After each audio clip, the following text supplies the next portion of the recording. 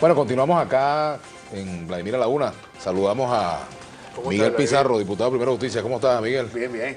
¿Cómo están las cosas? Bueno, digamos que bien, pero mal repartida. La violencia en el deporte es uno de los temas que tú estás manejando, ¿no? Pero también hay temas de política nacional e internacional. Así las es. críticas que se ha hecho desde el gobierno y desde el PSUV a la visita de Felipe González, ¿no? Empecemos por primero las noticias positivas. Ayer pudimos, Vladimir, en una sesión ordinaria de la Asamblea Nacional, aprobar en primera discusión por unanimidad el proyecto contra la violencia en el deporte. Un proyecto de ley especial que busca generar tres cosas muy puntuales. La primera, distribuir responsabilidades entre todos los involucrados con los eventos deportivos.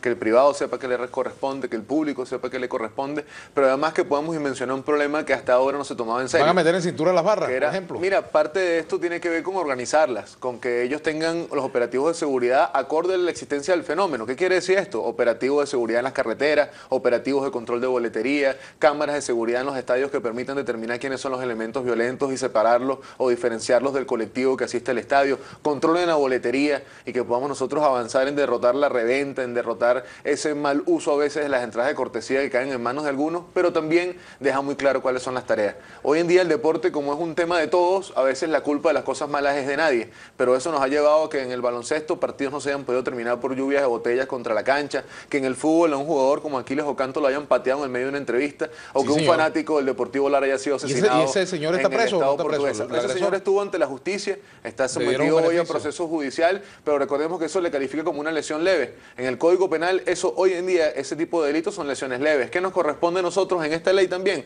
Plantear agravantes en el Código Penal. Que lo que sea un gesto de agresión contra una persona, contra una instalación, contra un equipo, por motivos de racismo, de intolerancia, de fanatismo, tengan agravantes en el Código Penal y definitivamente podamos nosotros castigar. Pero también que hayan incentivos, que a los que se organicen, a los que se registren, se les pueda dar financiamiento público, se les pueda garantizar acceso a las entradas, se les pueda garantizar mejoras en los operativos de transporte, que no sea solo castigo, porque el fútbol y el deporte sin fanaticada, sin carnaval, sin fiesta, al final no termina siendo una actividad deportiva real y nosotros lo que buscamos es que, como siempre, el deporte sea un factor de unión entre los venezolanos. Ahora nos corresponde avanzar en una cosa muy importante, que es la consulta pública, que todo el que esté involucrado, todo el que le interesa, todo el que asiste a una actividad deportiva hoy participe dentro de esta discusión y evitamos de esta forma que o las excusas o la politiquería terminen cortando un proyecto que ha iniciado muy bien. Ya que tocaste el tema deportivo, Miguel, te pregunto sobre la FIFA y sobre el escándalo también que afecta a la Federación Venezolana de Fútbol por el hecho de que su presidente, Rafael Esquivel, esté involucrado en este Eso hecho. nos lleva, sin duda, Vladimir, a reflexiones de fondo. Lo primero, se puede hacer un paralelismo con la política nacional. Ahí está el problema de las elecciones indefinidas.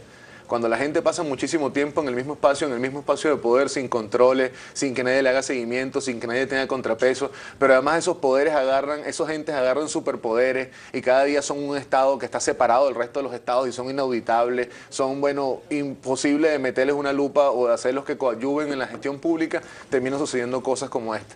Ahora, lo que sucede en la FIFA, de lo que sucede en nuestro fútbol, tiene que ser un motivo para que demos discusiones de fondo. Si esto lo agarramos solo con la politiquería de señalar al tipo y decir que bueno, que ahora que salió de él viene un momento, eso es simplificar el problema. ¿Cómo lo Aquí hay abordarías? cosas de fondo.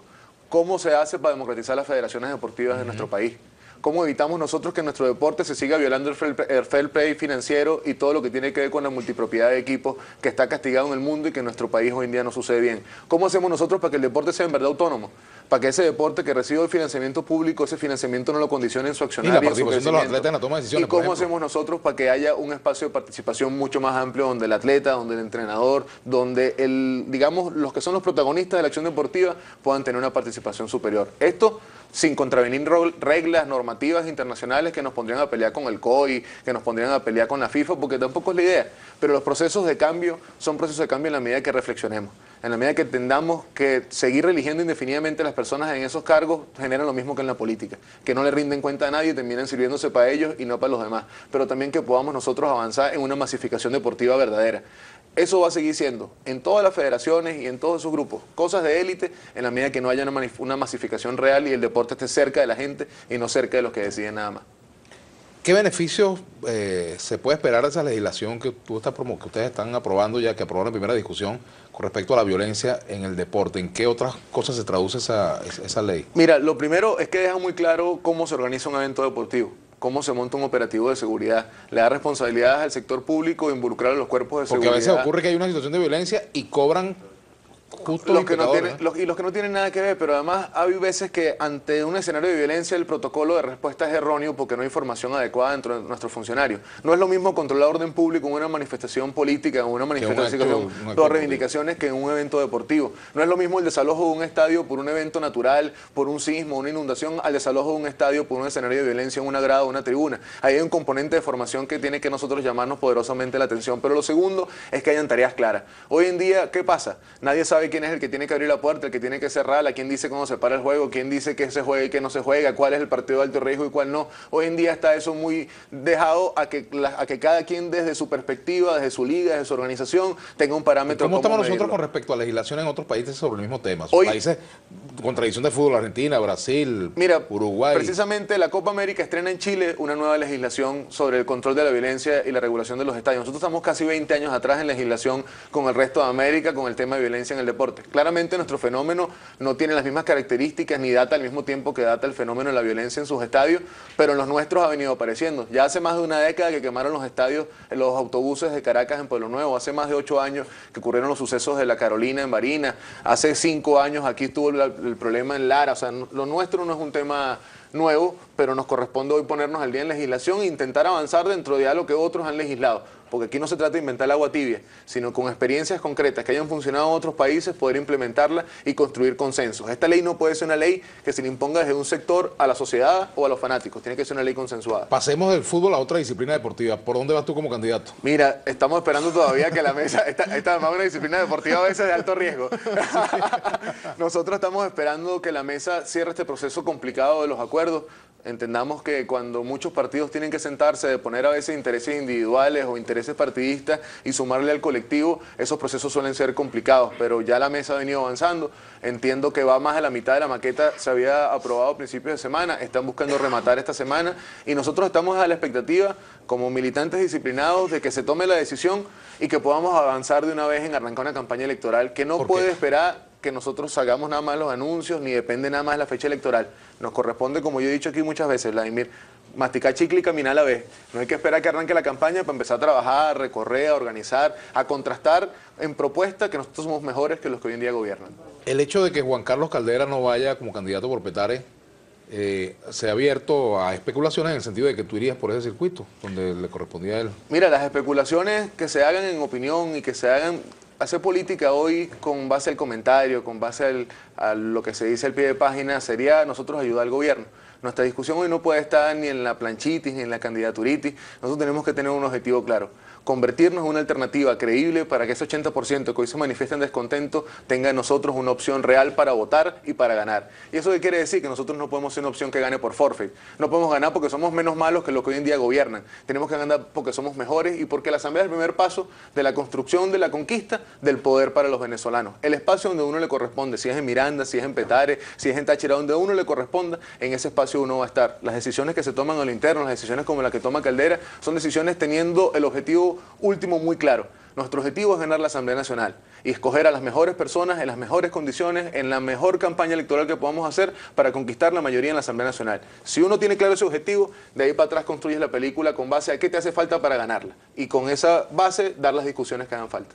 ¿Debe suspender la huelga de hambre Leopoldo López? ¿Debe suspenderla Daniel Ceballos y el resto de los presos que están haciendo huelga? Mira, hay un tema que es preocupante para cualquier venezolano que exige un derecho, que es que cosas tan sencillas como un cronograma electoral, como aprobar y aplicar efectivamente un mecanismo de observación internacional sobre este proceso de elecciones y revisar los expedientes y la condición de los presos políticos, cosas que en cualquier otro país fuesen elementales, a la semana de huelga que estuviesen revisándose, que estuviesen por lo menos abriéndose la discusión. Acá la otitis pareciera que se convierte en sordera a veces. Y esa sordera ha llevado a que quienes desde el gobierno muchas veces, Vladimir, y tú lo sabes de tu época de parlamentario, lideraban huelgas, eran intermediarios en huelgas, a veces las estimulaban. Mi familia hizo huelga en Pajaritos un montón de veces por los presos cuando estaban en el San Carlos. Y quienes antes la defendían y quienes antes de eso se apalancaban para su accionar político, hoy la satanizan. Yo en verdad creo que los compañeros son más útiles vivos, que uno no le puede hacer huelga de hambre a quien no lo quiere vivo a uno.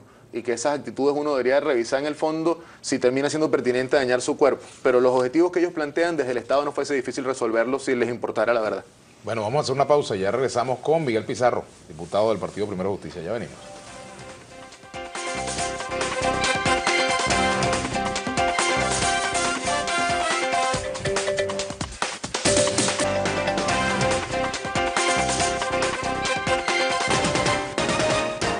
Bueno, venimos con las preguntas, la participación, ¿verdad? Aquí me dice tertulia política. Si alguien te cataloga de escuálido chavista, significa que está conduciendo bien el programa. Saludos. Gracias. Bueno, está bien. Aquí hay otro comentario, ¿no? Dice Edwin Rivera, el hecho de que no apoyemos a Maduro no quiere decir que estemos con ustedes, que son igual de ineficientes sin propuestas. Me dice cuando empezamos a responder. Hoy que Bueno, toda la recta primero. voy respondiendo, ¿eh? Mira, yo creo que precisamente uno de los retos de la oposición es que ese 80% que hoy está en descontento la vea como una alternativa. Lo decíamos hace un segundo. No basta con el diagnóstico. Hoy la gente sabe que hay cola. La gente sabe que hay inflación, la gente sabe que la plata no le alcanza. Ahora, nos corresponde a nosotros demostrar por qué nosotros somos mejores, porque nosotros creemos en un modelo que puede resolver con producción nacional las cosas, que puede incentivar desde la producción, desde la pequeña empresa y desde la cooperación con el Estado, una estabilidad financiera que garantice empleo y garantice que lo que uno gana le alcance para vivir y para comer tranquilo. Alberto Rodríguez, si tanto no querían a Felipe, Julián Fariñas, ¿por qué el Comité de Víctimas de la Bolivia pedía gritos en una audiencia? Bueno, Luis Alberto Laya, invita a tu programa un grupo de psicólogos que explique cómo una persona cambia de bueno o malo por pensar diferente. Otro comentario por aquí, deberías invitar a la gente del pueblo, a los ciudadanos, dice Rosa Lavarieta, cuando entrevistar a los ciudadanos comunes o al pueblo porque está pasando roncha haciendo las colas. Otro comentario por aquí, si son tan buenas las relaciones con Guyana, si la abastecemos de combustible, ¿por qué PDVSA no hizo la exploración? Bueno, tema de Guyana, ¿qué opinas tú sobre este tema? Mira, ahí hay un tema que es profundo en nuestro gobierno. Cuando Guyana le cede a ExxonMobil el derecho de la exploración, a la explotación, al trabajo en tierras que son nuestras, en tierras que están en reclamo, pero que nosotros sentimos que son nuestras, el culpable no es ExxonMobil, el culpable es el gobierno venezolano y el gobierno de Guyana, quienes han permitido que esto llegue hasta acá. Creo que la última carta de la Cancillería ha sido una carta que se aproxima en una dirección correcta, pero que viene llegando tarde. Que aquí defender la soberanía no es nada más pelear contra Felipe González o quejarse de Uribe, aquí defender la soberanía es defender cosas como el tema que ocurre en el Esequibo, que sin duda no puede permitirse. Que exploten nuestros minerales, que avancen como si esa tierra les perteneciera sin que se respeten los protocolos de Ginebra y el diferendo que nos... ¿La oposición está dispuesta a apoyar las iniciativas que el gobierno tome para defender la soberanía en el Esequibo? Uno se acostumbra con el tiempo a no dar cheques en blanco. Cuando uno dice apoyar las iniciativas, después te salen con una campaña como la de Obama contra el decreto ejecutivo, que al final es la campaña electoral. Ojalá haya una política seria. Nosotros en la Asamblea lo hemos planteado, que se discuta, que se nombre una comisión, que escuchemos en privado a la Canciller y sus explicaciones y busquemos respuestas institucionales y consensuadas a un problema que es de todos. Mira lo que es la polarización aquí, o no sé si la polarización, pero dos mensajes totalmente opuestos. Fíjate, Black Panther dice, Miguel Pizarro está registrado como persona jurídica. Es tan feo y horroroso que nadie lo acepta como persona natural. Pero mira lo que dice Grecia Díaz. Gracias, Vladimir, por invitar al diputado que más amo a tu programa, Miguel Pizarro. Saludos, ¿no? Mis amores platónicos.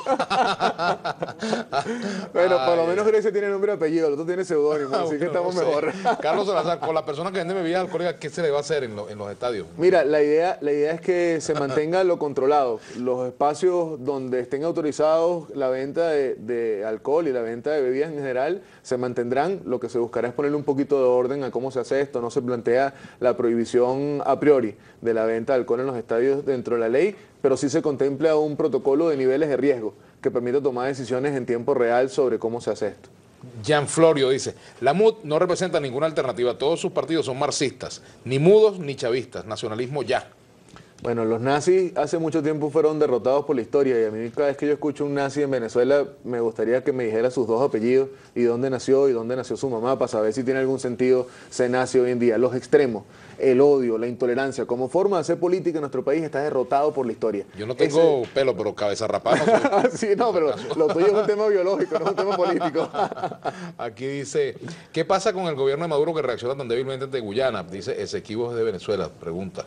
Hay que preguntarle al gobierno de Maduro. Yo la verdad no entiendo a veces la doble moral de quienes nos gobiernan. Hablan mucho de soberanía, hipotecan nuestro futuro a China. Hablan de soberanía, debemos todo nuestro gasto militar a los rusos. Hablan de soberanía, pelean con Felipe González, pero no pelean nuestra soberanía territorial en Guyana y todo lo que eso implica en gastos económicos, en minerales y nuestros recursos que están allá. Jesús de Roja, me pregunta a Pizarro, que es un buen tipo, es un buen diputado, si ya él cambió el espejito por la franela de España, porque van progresando en el cambio. Mira, yo la verdad que sobre banalizaciones de la política, ese tipo de cosas, eso simplifica el debate hoy. Nuestro país atraviesa problemas muy profundos para que los políticos nos dediquemos a los chiquitos. Eso es lo que tiene mal hoy al gobierno, que en lugar de dedicarse al tema grande, de la inflación, de la escasez, del costo de la vida, que son los temas que ocupan a los venezolanos, están peleando con Felipe González, o están pendientes qué dice la mujer de uno, o cómo está la familia del otro. Eso es lo que hoy tiene a la gente divorciada de la política, que los políticos pelean por el ombligo y por los vasitos y no pelean por las cosas De todas maneras, tú grandes. tienes tu franela de vino tinto y la de España en tu armario. Yo soy un fanático casi irracional de todo lo nacional. O sea, yo soy fanático del Caracas. No de te la pondría una Vinotinto. franela de España, ¿no? A mí no me gustan las ligas europeas ni me gustan las selecciones europeas.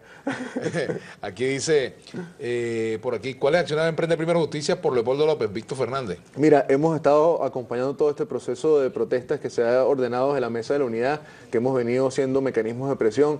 En lo personal, a mí me correspondió entregar en la Unión Interparlamentaria Mundial en Tokio el informe sobre derechos humanos y la actualización que corresponde a nuestros presos políticos y en especial Leopoldo, Ceballos y los dirigentes, digamos, de mayor relevancia que hoy se encuentran en huelga de hambre. En simultáneo, todo nuestro comité internacional está desplegado con los partidos hermanos, con las internacionales partidistas, haciendo mecanismos de presión y nos corresponde acá en Venezuela seguir haciendo lo que estamos haciendo, exigir lo que han sido el pliego de peticiones de los huelguistas, que es la fecha de las elecciones, la observación electoral y la revisión de los casos de los presos políticos. Aquí dice, la no politización del deporte como hizo Abeledo, dice Diego Peñalver. Mira, las circunstancias políticas y las coyunturas políticas determinan que individuos tomen decisiones determinadas en momentos determinados. Yo creo que evaluar las conductas de las personas al frente de instituciones o como individualidades con 12, 13 años sin ver toda la evolución y todos los cambios es ser miope en las cosas. No meter la política en el deporte pasa por entender que construir soluciones se construyen con consenso. No meter la política en el deporte pasa por entender que la gente cuando celebre el domingo que Venezuela meta goles no va a abrazar de al lado preguntándole, mira, tú eres del PSUV, eres de la mesa, ¿y quién eres tú antes de celebrar? Sino que eso hoy es un factor de unión a los venezolanos. Pero sobre todo pasa por entender que no importa cómo usted piense, cómo piense yo, cómo piense el otro, el deporte tiene que ser una forma de superar la violencia, de derrotar el ocio negativo que tiene nuestra juventud como la tiene y encontrarnos como hermanos en un país donde la política nos divorcia. Augusto Test nos sintoniza, nos manda saludos. Buenas tardes, Vladimir. 2 periodos son más que suficientes. Eso valdría para presidente, gobernador, alcalde y para diputados también. Mira, al final yo creo que las reelecciones indefinidas son malas donde las pongas. Yo creo que las reelecciones indefinidas permiten que las personas se atrincheren en un poder y le agarren, y te hablo en criollito, pues le agarren la maña a cómo funciona todo eso y después que le agarran la maña, sacarlo de ahí es todo un problemón porque controlan instituciones, controlan a las personas e inclusive cambian los modelos de relación de poder que existen desde esas instituciones. Por eso yo creo que las reelecciones en general son negativas. Alicia de Silva. Excelente iniciativa. Mi hijo pertenece a la barra de la BT y es angustioso cuando juegan con Táchira. Mira, al final ser parte de una barra no te hace ni delincuente, ni te hace malo, ni te hace violento per se. Al final la barra con sus trapos, con sus banderas, es una parte fundamental de nuestro fútbol y nosotros lo que queremos es preservar eso, lo bonito de las barras que están ahí y que ponen fiesta. Ahora, en nombre de la barra, de la pasión, de los colores, pegarle a otro, robar un equipo, quemar un autobús, destruir un estadio, no tiene ningún sentido porque el resultado sigue siendo el mismo y los únicos que pierden son los fanáticos y los equipos. Harold, ¿por qué no mueven la columna de tanques a la frontera con Guyana? Ahora sí toda Venezuela los apoyaría. Yo no creo en guerra, hermano. Mire, quienes vivimos de familias que salieron de dictaduras y quienes nos gusta la historia universal, cuando alguien habla de tanques, de fusiles, de tiros, ahí la mitad del país, los más humildes y los que menos tienen que ver en el rollo son los que terminan pagando. Las guerras no son una opción. Argenia Hernández, hola amigos, den la media vuelta y trabajen por la paz, la justicia y el bienestar de Venezuela. Eso intentamos. Ojalá en nuestro país se construyeran grandes espacios para esas discusiones. Nuestro país demanda espacios hoy para la discusión de fondo. Jesús Eduardo Jaime, ¿cómo evalúas tú el aporte que les exigieron a todos los opositores para colaborar con el pago de Felipe González? Dice Jesús Eduardo Jaime. Bueno, a mí no me exigieron, así que supongo que o no me consideran opositores, estoy exento de la nómina interna, pero ahí no, eso es falso y uno no se puede hacer eco hoy en día de cosas que divorcian, reitero, la gente de la política. Nosotros nos corresponde rescatar el valor del servicio en la política, nos corresponde rescatar el valor de que un diputado cuando vaya a un sitio la gente quiere hablar con él y quiere escucharlo porque trae propuestas y trae soluciones. A nosotros nos corresponde rescatar la visión de que las instituciones pueden servir para la gente y no para la politiquería. José Sánchez, buenas tardes Vladimir, por favor, dile a Pizarro que respire y tome una pausa, no te dejes hablar, saludos, buen programa. Es que hay poquito espacio y poquito tiempo, hay que aprovecharlo. Pero es que eso, ahí dile que hablan rapidito, sí. Es que nosotros Pizarro somos... es uno y otro que llama Ricardo Sánchez también. Bueno, pero ese otro está por allá. Nosotros somos de la escuela donde había que aprovechar en 1 minuto y medio para diferenciarse de 50, 60 dirigentes que venían creciendo con nosotros en la misma camada. Y a veces por eso hablamos acelerado. pero con el pasar del tiempo uno debe agradecer a la historia, a la dinámica política que le haya permitido crecer, madurar y seguir intentando servirle a todos los venezolanos. Muchas gracias, Miguel Pizarro. Bueno, nosotros nos despedimos y los dejamos en compañía de Julio César Pineda y su brújula internacional. Ayer conversamos un rato sobre el tema del Esequibo. Así